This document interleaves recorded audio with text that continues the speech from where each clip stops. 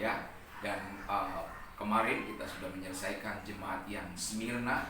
Sekarang kita akan memasuki membahas mengenai jemaat di Pergamus sekarang. Tapi sebelum itu, mari kita berdoa terlebih dahulu. Bapa, terima kasih kami boleh bersyukur Tuhan atas segala kemurahan-Mu, penyertaan-Mu, di mana kami mau membahas kebenaran firman-Mu.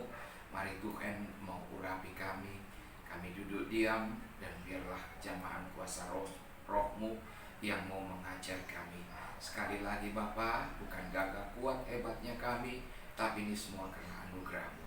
Terpujilah Yahweh, dalam nama Yeshua HaMashiach kami boleh mengucap syukur. Haleluya. Amin.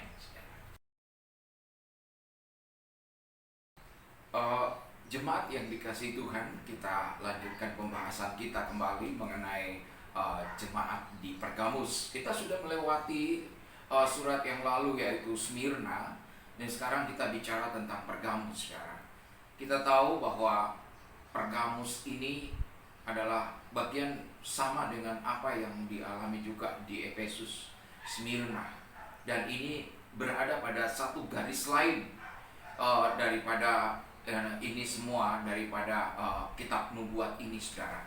Dan kalau kita mau melihat ini, bahwa di Pergamus itu kita tahu bahwa kota Pergamus juga berada pada wilayah Turki, saudara, dan itu sekarang.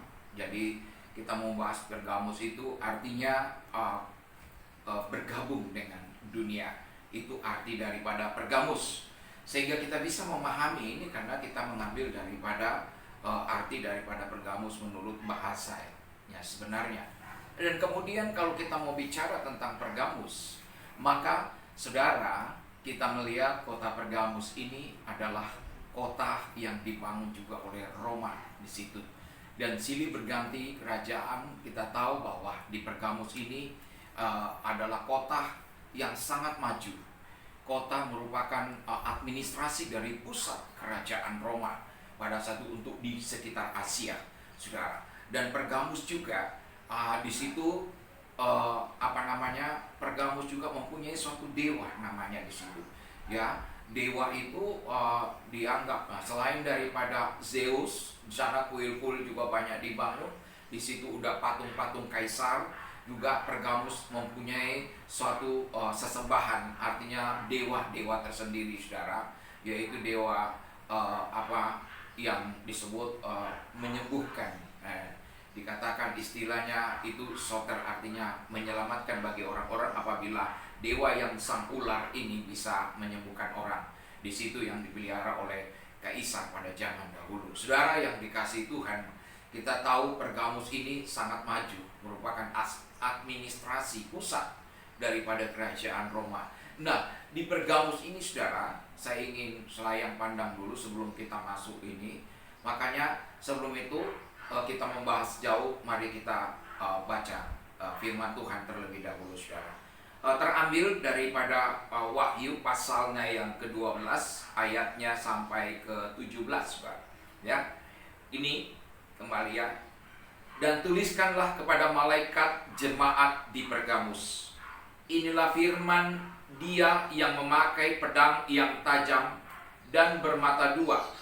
Aku tahu di mana engkau diam, yaitu di sana di tempat tahta iblis, dan engkau bergabung kepada namaku, dan engkau tidak menyangkal imanmu kepadaku, juga tidak pada zaman Antipas saksiku, yang setia kepadaku, yang dibunuh di hadapan kamu, di mana iblis diam. Tetapi aku mempunyai beberapa keberatan terhadap engkau. Di antaramu ada beberapa orang yang menganut ajaran Bileam, ya, ingat ajaran, yang memberi nasihat kepada Balak untuk menyesatkan orang Israel, supaya mereka makan persembahan berhala dan berbuat zina. Ayat 15. Demikian juga ada padamu orang yang berpegang kepada ajaran pengikut Nikolaus. Sebab itu bertobatlah. Jika tidak demikian, aku akan segera datang kepadamu, dan aku akan memerangi mereka dengan pedang yang di mulutku ini. Ayat 17. Siapa yang bertelinga, hendaklah ia mendengarkan apa yang dikatakan Roh pada jemaat-jemaat. Barang siapa menang, kepadanya akan kuberikan dari manna yang tersembunyi. Dan aku akan mengaruniakan kepadanya batu putih yang di atasnya tertulis nama baru, yang tidak diketahui oleh siapapun selain oleh yang menerimanya. Amin. Saudara yang dikasihi Tuhan, kita tahu bahwa kita akan membahas jemaat ini seperti yang saya katakan tadi. Pergamus itu artinya bergabung atau bersekutu atau menikah, seperti itu saudara. Nah, di ayat 12 ini di sini dikatakan bahwa inilah firman Dia yang memakai pedang yang tajam dan bermata dua.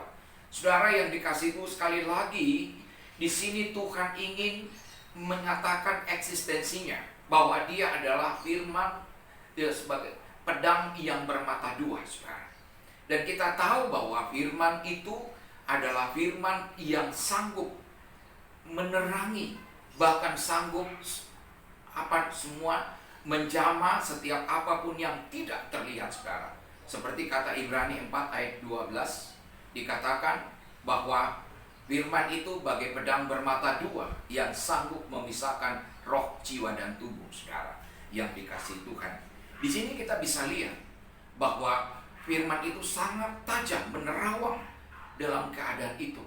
Dan firman ini juga yang betul-betul akan menguatkan bagi setiap umat-umat Tuhan, saudara.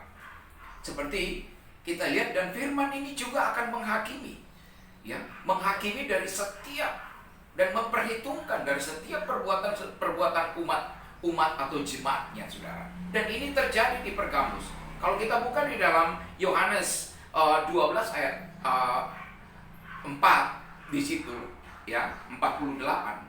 Yohanes 12 ayat 48. Maka dikatakan di situ bahwa firman itu sendiri yang akan menghakimi, saudara. Jadi firman ini jelas dikatakan di sini bahwa akulah firman Dia yang memakai pedang yang tajam bermata dua. Jadi firman Tuhan ini betul-betul yang akan menghakimi, yang menimbang dan menilai. Dan firman Tuhan inilah yang ada di tengah-tengah umat-umat manusia untuk menguatkan jemaat-jemaat Tuhan di Pergamus, saudara. Mari kita lihat berikutnya.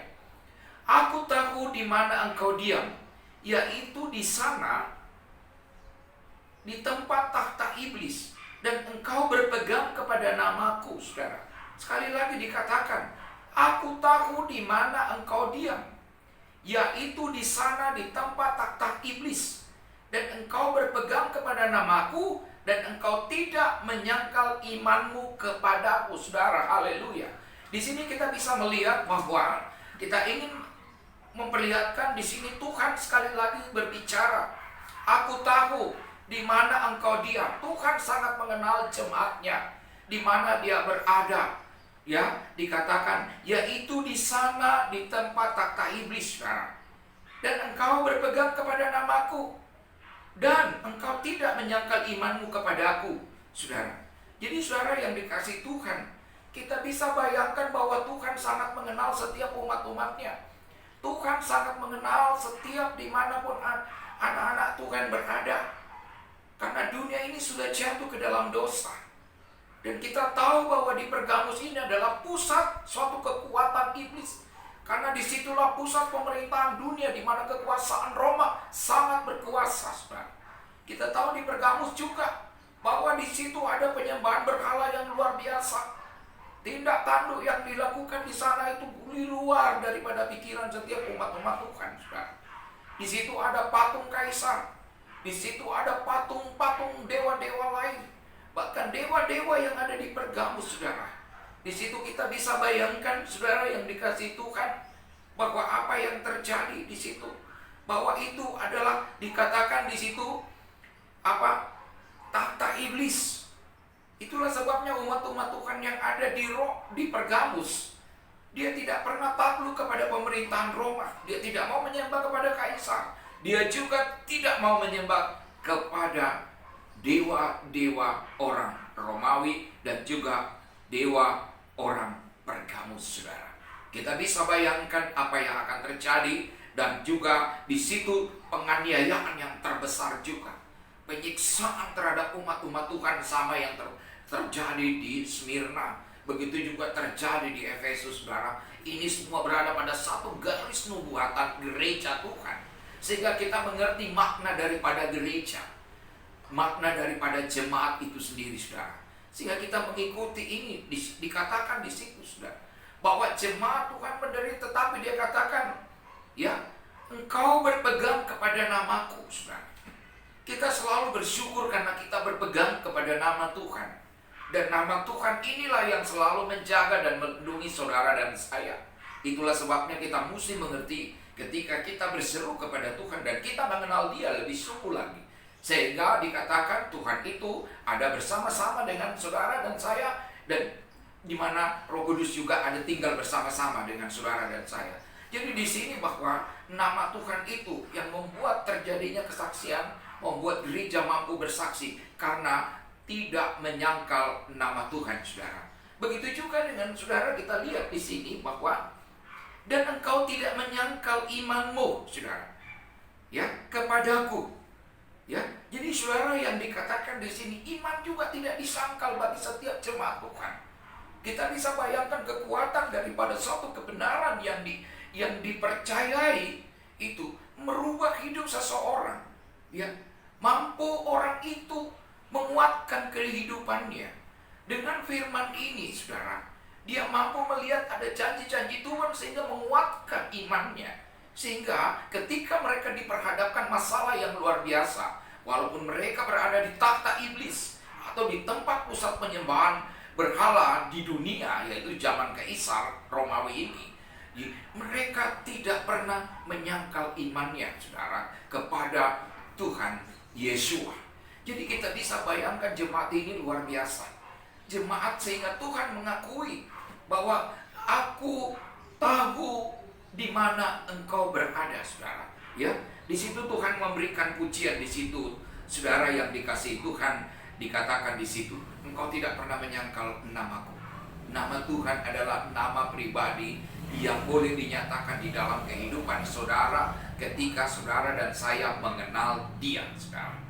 Ya, ketika kita mengenal nama Tuhan, nama Yahweh, di balik pribadi nama Yahweh ada yang diungkapkan, ada yang dinyatakan, saudara. Sehingga pribadi yang diungkapkan, dinyatakan dalam kehidupan perbuatan saudara sehari-hari, itulah namanya penguatan firman. Sehingga apa? Kita mengenal nama Tuhan karena Tuhan ada di dalam kehidupan saudara dan saya. Begitu juga ketika kita mengimani ini semua, iman kita itu tetap kuat karena kita memegang janji Tuhan.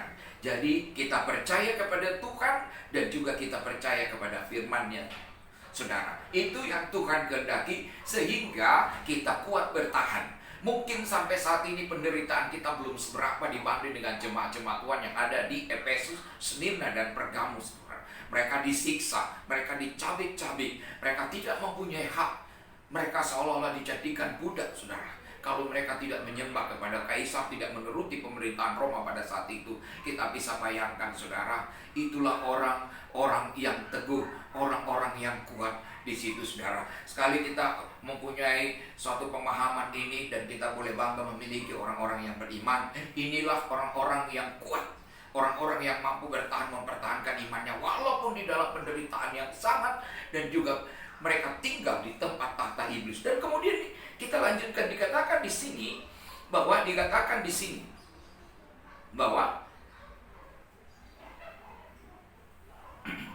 ya,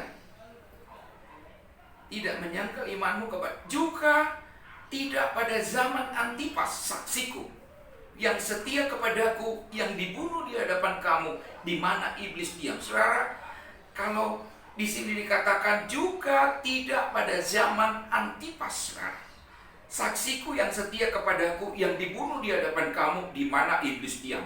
Saudara, banyak penafsir Alkitab mengatakan bahwa Antipas adalah seorang rahib yang dibunuh, tetapi itu tidak memberikan jawaban yang lengkap. ya, tidak memberikan suatu sejarah yang memperlihatkan keautentikan daripada pernyataan ini, saudara. Tetapi oleh sebab itu, untuk menjawab ini, kita boleh mengambil satu kata yang disebut Antipas, saudara.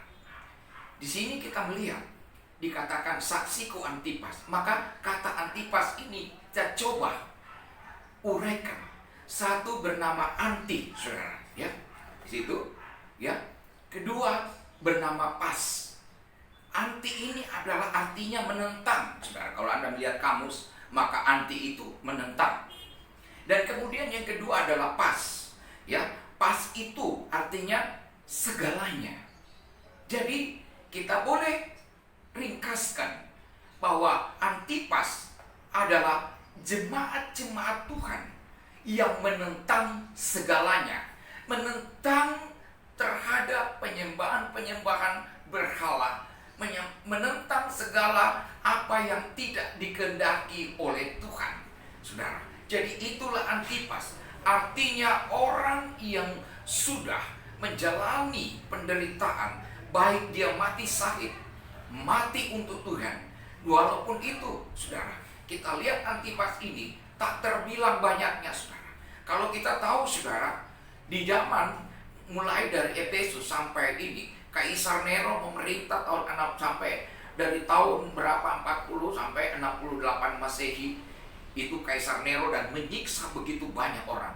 Sampai dengan Kaisar Diocletianus, itu tahun 305 berakhir, saudara. Dan diperkirakan jutaan orang-orang yang mati syahid, termasuk di situ Polikarpus, termasuk ada banyak bapak-bapak gereja, saudara, itu disiksa, dibunuh. Dan ini dikatakan di sini, seluruh, kita bicara seluruh jemaat yang mati syahid di sini dikatakan Antipas. Artinya bahwa orang-orang yang dikatakan menentang segala bentuk segala bentuk pelanggaran di mana Tuhan tidak berkenan, saudara. Jadi kita bisa bayangkan di sini, walaupun sejarah tidak mencatatnya, walaupun tidak ada sejarah menorehkannya, tetapi sekali lagi saya mau katakan, haleluya, Tuhan mencatat orang-orang demikian ini, saudara. Itulah yang disebut, yang kita bahas di sini, bahwa pada zaman dibunuh di hadapan kamu dia, di mana iblis diam. Dikatakan bahwa takhta iblis, kekuatan di Pergamus luar biasa, saudara. Itulah pusat dunia, saudara, memerintah. Dan di situ terlalu banyak masalah, terlalu banyak penyembahan kepada dewa-dewa, dan sangat menjijikkan. Dikatakan takhta iblis di situ. Disitulah kekuatan roh-roh jahat yang sedang bekerja hebat, saudara. Haleluya, saudara. Dan ayat 14 dikatakan di situ, dan kita melihat sebelum kita bahas ayat 14 ini, dikatakan Tuhan memuji. Dikatakan di situ, aku tahu di mana engkau diam, saudara. Ya, dikatakan di situ, saudara. Jadi berarti bahwa ketika Tuhan memuji kekuatan daripada jemaat-jemaat yang di Pergamus ini, saudara. Tetapi di sisi lain juga di ayat 14, tetapi aku mempunyai beberapa keberatan terhadap engkau. Di antaramu ada beberapa orang yang menganut ajaran Bileam, yang beri nasihat kepada Balak untuk menyesatkan orang Israel, supaya mereka makan persembahan berhala dan berbuat zina. Haleluya, saudara. Kita tahu, saudara, bahwa Bileam ini adalah, kita dikatakan ini, Bileam ini adalah artinya pemakan orang, ya, Bileam, saudara. Jadi kita bisa melihat, kalau kita baca Bilangan 25 sampai dengan 26, maka kita dapatkan di situ tindak tanduk daripada Bileam, saudara. Bileam ini sebenarnya seorang nabi yang juga terkenal pada saat, tapi kita tidak tahu kenapa Tuhan memakai dia. Ya, saudara, yang dikasihi Tuhan, kita tahu bangsa Israel sedang berjalan seperti badai, saudara. Setelah menghancurkan Jericho dan maju terus, dan kemudian masuk di dalam, menuju ke bangsa Moab. Disitulah kelihatan seperti badai bangsa Israel berjalan, karena berkat Tuhan ada di atas bangsa Israel, saudara. Mereka diberkati, mereka dan tangan Tuhan ada di tengah-tengah bangsa Israel. Dan ketika itu Balak melihat di mana Bilangan 26, ya kalau kita baca di situ, sebelum kita masuk menjelaskan Bileam ini, saya singkatkan cerita bahwa di situ Balak melihat bangsa Israel maju dan Balak ketakutan, saudara. Sehingga ketika di balik ketakutannya itu, dia memanggil yang namanya Bileam, saudara. Bileam kita dapatkan di Bilangan 25 dan 26 di situ menguraikan bahwa Bileam disuruh, dituntut oleh Balak, Raja Moab untuk apa? Untuk mengutuk bangsa Israel, saudara. Tetapi 3 kali tawaran daripada Balak kepada Bileam, kutuklah bangsa Israel, kutuklah bangsa Israel. Tetapi Balak tidak sanggup mengutuk karena berkat Tuhan. Bileam tidak sanggup mengutuk karena berkat Tuhan ada di atas bangsa Israel, saudara. Sehingga apa yang terjadi, saudara? Kenapa disebut ajaran Bileam, saudara? Ya, kita bisa melihat di sini bagaimana ceritanya, bahwa akhirnya Balak menawarkan uang yang banyak, saudara. Akhirnya Bileam juga tertarik dengan uang. Dia juga hatinya terpikat juga dengan mamon, saudara. Akhirnya apa? Padahal Tuhan sudah menampakkan diri melalui malaikatnya itu kepada Bileam, tapi Bileam keras hati. Karena hatinya sudah terpaut dengan janji Raja Balak memberikan keuangan yang banyak, bahkan melebihi daripada apa yang dimiliki, apa yang diminta oleh Bileam akan berikan oleh Balak, asalkan sanggup mengutuk Israel. Tetapi apa yang dilakukan Balak, saudara? Apa yang dilakukan Bileam, saudara? Ya, kita melihat di situ. Dia memanggil Raja Balak dan yang memberikan saran-saran di situ. Sehingga apa yang terjadi? Alkisah ringkas daripada perjalanan itu bahwa saran daripada Bileam bahwa di mana perempuan-perempuan Moab disarankan untuk hidup berdampingan dengan bangsa Israel. Sehingga apa yang terjadi, saudara? Bangsa Israel jatuh di dalam persinahan, jatuh di dalam penyembahan berhala dan makan persembahan berhala. Saudara yang dikasihi, dan kita tahu bahwa pada Bilangan 31 lah di situ kita memahami bahwa sesungguhnya pekerjaan Bileam itu kita bisa kenali pada Bilangan 31. Sehingga pada saat itu, saudara, ketika bangsa Israel sudah jatuh ke dalam dosa, 24.000 orang harus ditewaskan akibat wabah. Sekali lagi wabah, saudara. Jadi sekali lagi itu akibat daripada dosa.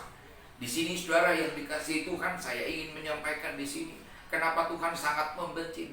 Dikatakan di situ, dikatakan tetapi aku mempunyai keberatan terhadap engkau. Di antaramu ada beberapa orang yang menganut ajaran Bileam, saudara, yang memberi nasihat kepada Balak. Saudara yang dikasihi Tuhan, disinilah kita lihat bahwa Balak sangat cinta dengan mamon, saudara. Sehingga apa yang terjadi di sini kita bisa lihat bahwa bangsa Israel sudah jatuh ke dalam dosa. Apa yang diutarakan oleh Yakobus 4 ayat 4, mari kita buka di sini, saudara.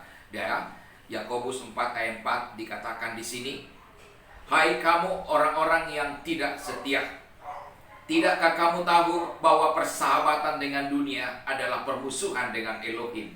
Jadi barang siapa hendak menjadi sahabat dunia ini, ia menjadikan dirinya musuh Elohim. Haleluya. Itulah sebabnya terjadi bangsa Israel bersama-sama.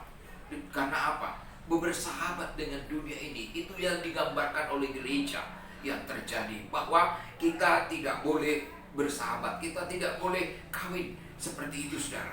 Apa yang dilakukan dengan syarat dari pertama, bahwa hatinya terpaut kepada mamon, saudara. Ya, dia terpaut kepada mamon.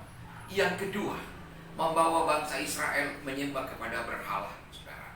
Jadi di sini gereja, kalau kita umpamakan jemaat, kenapa Tuhan sangat membenci ajaran Bileam? Bahwa ada banyak orang tidak sadar, saudara. Kita sudah mulai hati kita terpikat oleh dunia ini. Gereja sudah mulai terpikat oleh dunia ini. bahkan seluruhnya sudah dilakukan hanya digerakkan oleh dunia ini, sehingga apa? Gereja tidak mampu bersaksi lagi dengan sungguh-sungguh. Kenapa? Karena gereja sudah diambil alih oleh dunia. Semuanya diatur, semua baik itu setiap siapapun juga yang cinta akan mamon itu terjadi, saudara. Hati kita terpaut segala apa. Harusnya kita menyangkal kehidupan kita. Harusnya hati kita tidak terpikat oleh sesuatu apapun. Tetapi apa yang terjadi? Gereja sudah terpikat oleh sesuatu hal. Inilah yang disebut ajaran Bileam, saudara. Dan apa yang terjadi gereja di sini, saudara?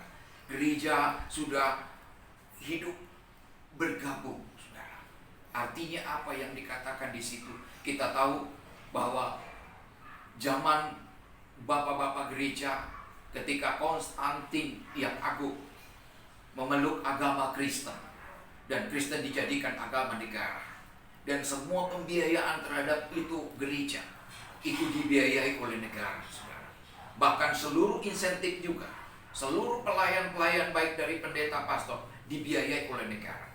Jadi sudah bergantung kepada seperti itu, kepada negara, dan negara yang mengatur semua ini sama. Di dalam gereja kita sudah tidak tahu, padahal kita ini adalah eklesia, kumpulan orang-orang yang dipanggil Tuhan, orang-orang yang sudah bertobat, orang-orang yang sudah dibaharui di dalam roh, berkumpul membentuk adalah suatu gereja Tuhan. Bukan tempatnya, saudara, bukan gedungnya, karena gedung itu adalah rumah doa bagi segala bangsa. Tetapi yang dimaksud gereja adalah kumpulan umat-umat Tuhan. Sehingga apa yang terjadi, saudara, ketika gereja berkawin atau bergabung dengan dunia, maka gereja tidak mempunyai kesaksian lagi, saudara, yang dikasihi Tuhan. Sama dengan kehidupan di dalam kekristenan kita, saudara. Ketika hati kita sudah terpaut, kita sebagai hamba-hamba Tuhan, harusnya kita memang membutuhkan uang, kita membutuhkan sesuatu, tetapi janganlah berlebihan. Jangan hati kita terpaut dengan berbagai macam harta yang harus terkumpul, dan hiduplah dengan iman, saudara. Hidup dengan iman, hidup menapaki itu. Kita membutuhkan uang secukupnya hanya untuk itu. Tapi apa? Mulai dari harta benda yang tertimbun, uang yang begitu banyak yang kita ini, saudara, bagikanlah kepada orang lain. Biarlah gereja berfungsi menjadi saksi di tengah-tengah umat-umat manusia saat ini. Tetapi kita tidak. Ada banyak kita hamba-hamba Tuhan, ada banyak kita pelayan Tuhan, sebagai gereja Tuhan, menampung harta banyak-banyak. Kita memiliki aset yang melebihi daripada siapapun. Sehingga apa? Hati kita cinta kepada mamon. Kita tidak tahu bahwa ketika hati kita terikat, sama dengan penyembahan kepada berhala, saudara. Itu yang Tuhan tidak inginkan, saudara.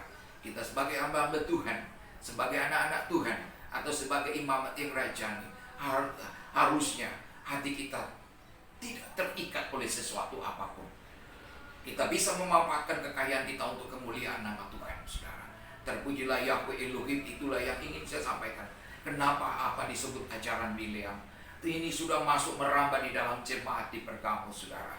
Selain daripada itu juga di dalam gereja juga, saudara, tidak mementingkan lagi bagaimana kita menanya kepada Roh Kudus, tapi semua persoalan diselesaikan dengan berembuk bersama-sama dengan bijaksana.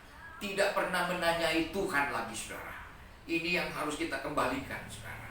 Bahwa ketika kita ingin ini, apa yang keinginan Tuhan sebenarnya? Bahwa sesungguhnya gereja atau jemaat Tuhan mempunyai standar Tuhan, standar rohani yang ditetapkan oleh Tuhan di dalam gereja, saudara. Inilah sebabnya yang kita bahas di Pergamus, bahwa ada standar rohani yang dimiliki oleh setiap umat-umat Tuhan. Oleh sebab itu kita jangan membuang-buang waktu, saudara. Kita raih standarnya Tuhan. Jangan mulut kita bicara, oh Tuhan, oh Tuhan. Jangan kita katakan terima kasih Tuhan, tapi hiduplah sungguh-sungguh di dalam suatu kebenaran firman Tuhan. Menjadi suatu gereja yang kudus, gereja yang betul-betul bersekutu dengan suatu kebenaran, percaya kepada Tuhan, dan percaya dan juga mempunyai iman kepada janji-janjinya, saudara. Itulah sedikit kenapa ada ajaran Bileam di dalam gereja. Saudara yang dikasihi Tuhan, mari kita baca lagi di dalam Matius di situ.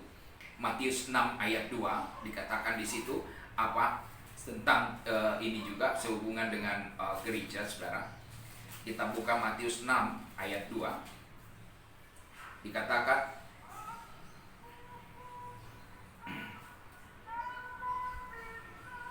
Matius 6 ayat 24, maaf, Matius 6 ayat 24. Di sini kita baca Matius 6 ayat 24. Tak seorang pun yang dapat mengabdi kepada dua tuan. Karena jika demikian, ia akan membenci yang seorang dan mengasihi yang lain.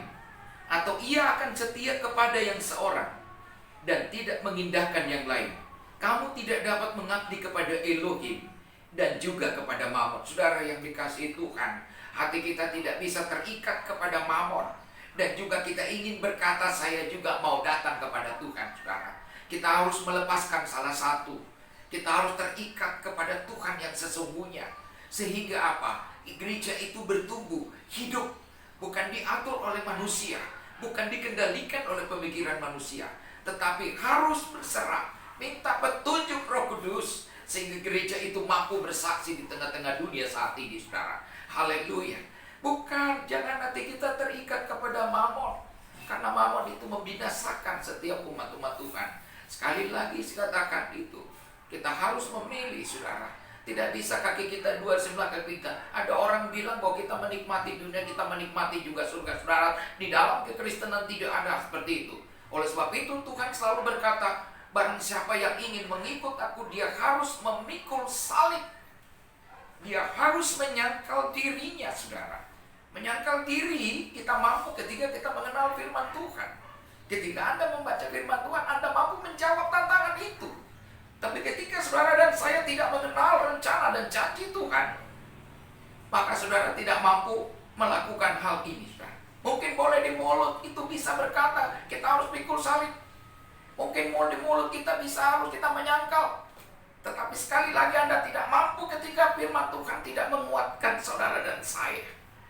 Karena begitu jahatnya dunia ini, sudah jatuh ke dalam dosa, maka saudara harus juga ditebus di dalam Yeshua HaMashiach, saudara.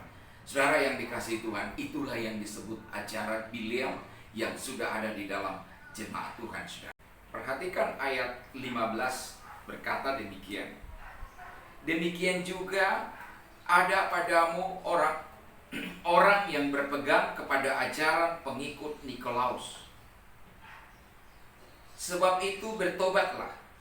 Jika tidak demikian, aku akan segera datang kepadamu dan aku akan memerangi mereka dengan pedang di mulutku ini. Saudara yang dikasihi Tuhan, kita sudah bicara dulu tentang Nikolaus yang ada di Efesus, jemaat Tuhan.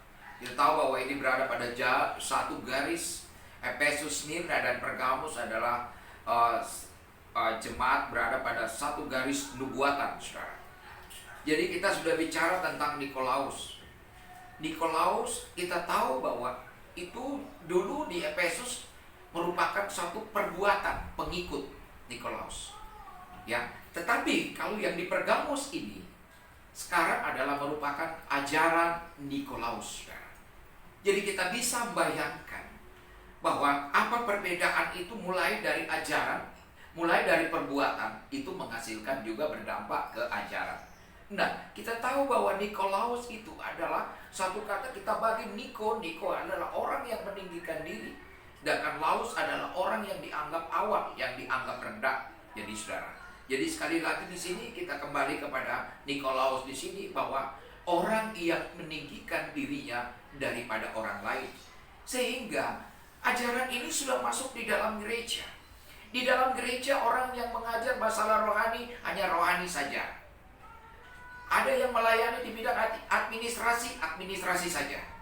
Tetapi jemaat dikatakan hanya bergereja saja. Apakah itu yang diinginkan oleh Tuhan sebagai gerejanya, saudara? Padahal kita tahu, kita baca di dalam Keluaran 19 ayat 5-6 dikatakan, kita semua adalah imam-imam yang dipanggil Tuhan untuk menjadi imam milik kepunyaan Tuhan. Begitu juga di dalam 1 Petrus 2 ayat 9 dikatakan, Kita semua adalah imamat-imamat yang rajani. Kita semua dipanggil menjadi imam, saudara. Kenapa kita dipanggil menjadi imam? Karena kita semua adalah eklesia, artinya orang yang dipanggil menjadi satu jemaat Tuhan. Orang yang sudah menyembah di dalam roh dan kebenaran. Orang yang memuliakan nama Tuhan.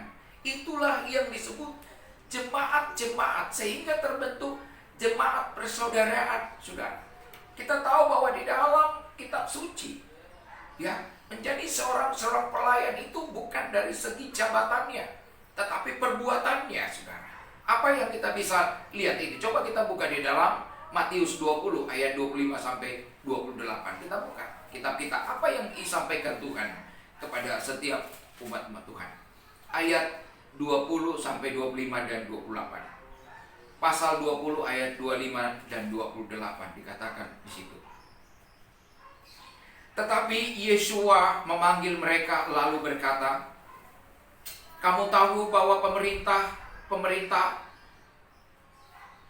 bangsa-bangsa memerintah rakyatnya dengan tangan besi, dan pembesar-pembesar menjalankan kuasanya dengan keras atas mereka. Tidaklah demikian di antara kamu. Barang siapa ingin menjadi besar di antara kamu, hendaklah ia menjadi pelayanmu. Dan barang siapa ingin menjadi terkemuka di antara kamu, hendaklah ia menjadi hambamu. Ya, saudara yang dikasihi Tuhan, di sini Tuhan berpesan, ya, bukan jabatannya, tetapi pelayananmu, perbuatanmu, saudara. Jadi saudara yang dikasihi Tuhan, bukankah di dalam gereja juga dikatakan di situ bahwa ada jawatan, ada rasul, ada kenabian, ada pengajar, ada gembala, juga ada penginjil.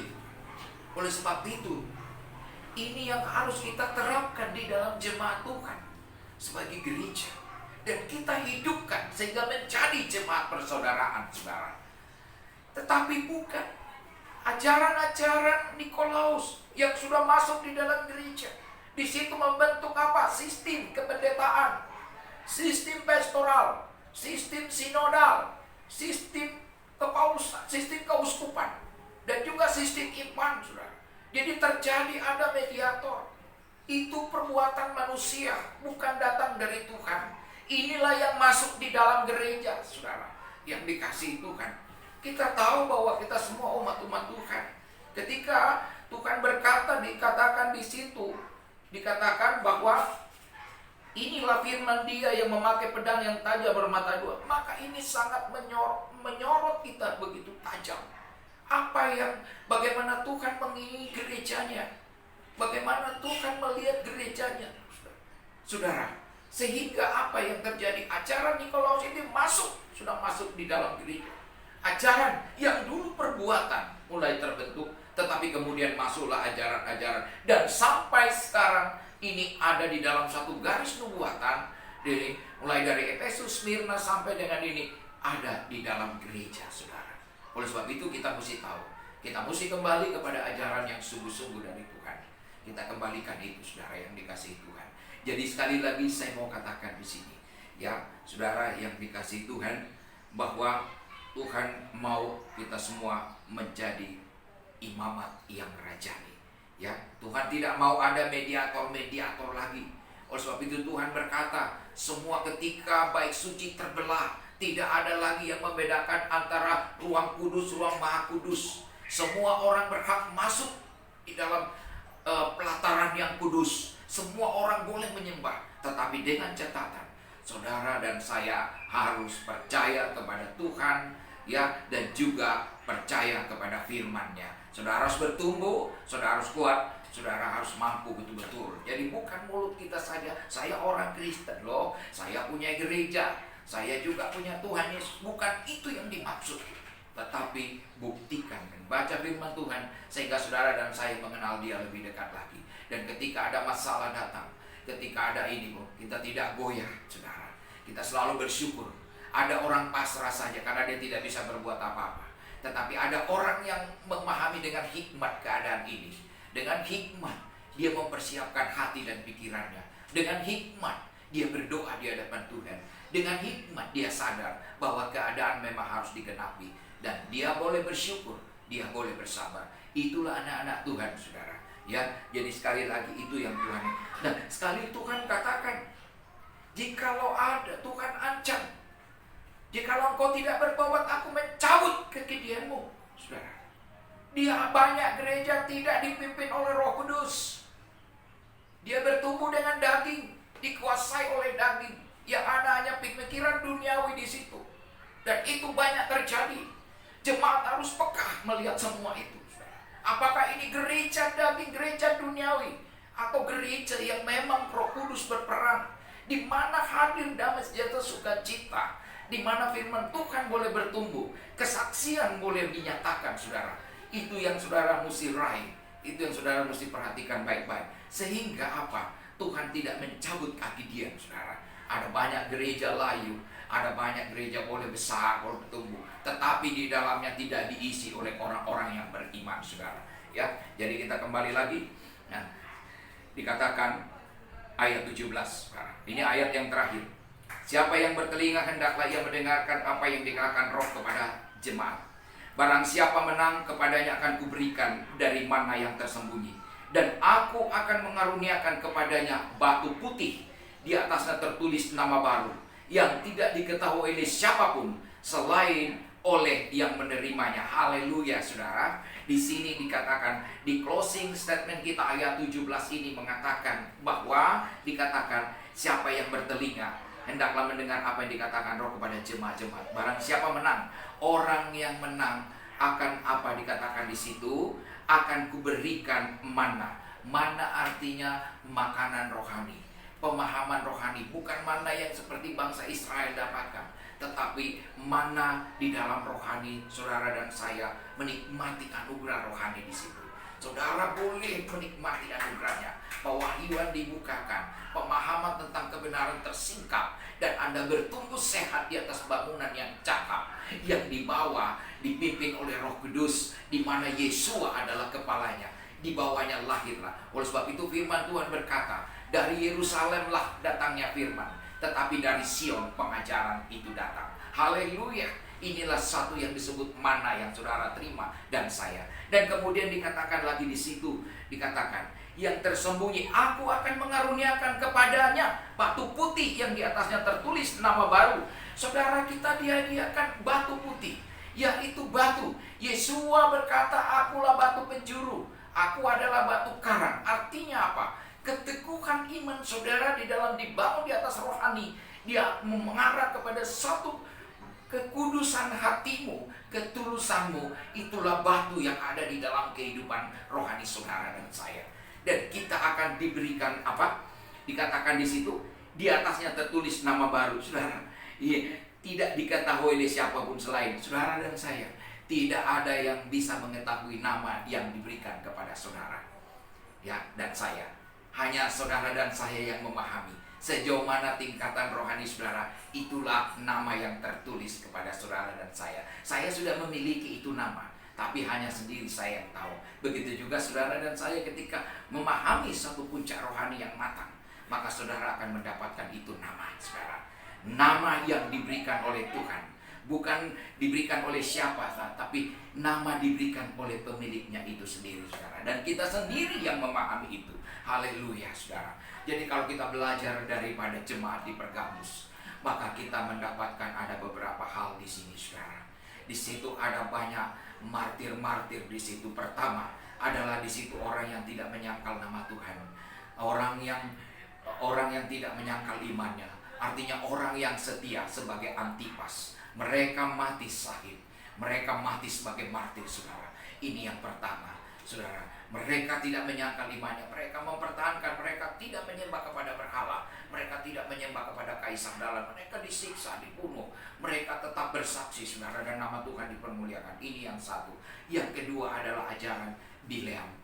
Jangan lagi ada, Tuhan. Mulai kita katakan bertobat kepada Tuhan, kita minta ampun, kita mesti beralih kepada ajaran yang benar, dan kita kembalikan itu. Saya tidak mau lagi, Tuhan, hati kita yang cinta kepada mamon, hati kita yang cinta kepada harta benda, hati dan hidup, Tuhan. Di mana hatimu berada, di mana hartamu berada, di situ hatimu berada. Itu sama dengan cinta kepada mamon, saudara.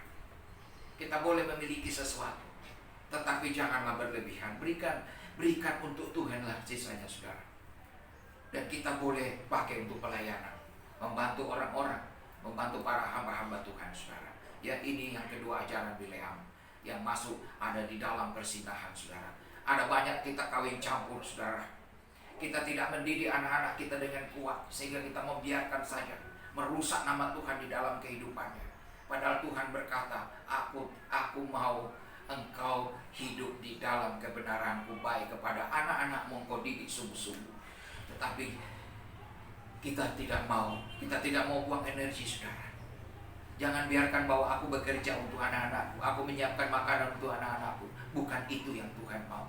Yang Tuhan mau, saudara, memberikan rohani juga kepada anak-anak kita, memberikan rohani yang sungguh di dalam jemaat Tuhan, sehingga semua boleh bertumbuh dengan baik. Haleluya. Ini sedikit yang saya sampaikan. Yang kedua, yang ketiga, Tuhan tidak mau lagi membentuk ajaran ada mediator. Tuhan tidak mau ada orang yang meninggikan satu dengan yang lain. Tuhan tidak mau membentuk sistem-sistem duniawi yang dibentuk oleh manusia. Tetapi kita kembali kepada apa yang disampaikan dalam jawatan di dalam kebenaran firman Tuhan, sehingga gereja boleh bertumbuh. Kita bekerja keras untuk itu di dalam gereja, mengembalikan jawatan. Setiap orang berhak punya jawatan, saudara. Saudara dan saya memiliki 5 jawatan itu, saudara. Haleluya, ada amin. Dan itu yang dikatakan itu. Dan yang terakhir, yang keempat, kita mendapatkan manna, saudara. Manna rohani yang Tuhan berikan. Manna rohani yang Tuhan. Dan kemudian kehidupan suatu kekuatan yang kudus yang saudara dan saya pelihara selama perjalanan hidupmu bersaksi. Saudara tidak akan pernah bisa mengungkapkan ini kalau tidak ada perjalanan hidup yang menjadi saksi, saudara. Saudara melayani Tuhan, saudara, dan menderita, dan saudara kuat, saudara mampu melewati waktu yang sulit, waktu yang mengerikan, waktu yang penuh dengan tantangan. Maka saudara dan saya boleh katakan mempunyai suatu kesaksian yang luar biasa. Itu yang dimaksud dengan batu putih, saudara. Dan kemudian kita diberikan satu nama yang Anda dan saya miliki ketika kita memahami itu. Dan saya tahu persis nama itu, saudara. Begitu juga dengan Anda. Haleluya. Inilah sedikit yang saya sampaikan kepada saudara sekalian. Dan sampai minggu berikutnya kita akan bicara kepada jemaat di Tiatira. Dan sampai di sini dulu penjelasan dari jemaat di Pergamus. Shalom Aleichem. Baruch atah Yahweh. Haleluya. Mari kita berdoa. Terima kasih Bapa, kami boleh bersyukur hari ini Tuhan. Kami sudah membahas tentang surat di Pergamus ini. Surat yang berada Tuhan dalam satu jalur di dalam nubuatan-Mu Tuhan, gereja-Mu. Oleh sebab itu kami boleh bersyukur. Biarlah Roh Kudus-Mu yang memberikan kami penjelasan, dan kami merendahkan diri di hadapan-Mu. Terpujilah Yahweh dalam nama Yeshua. Haleluya. Semua yang percaya boleh katakan amin. Shalom Baruch atah Yahweh. Amin.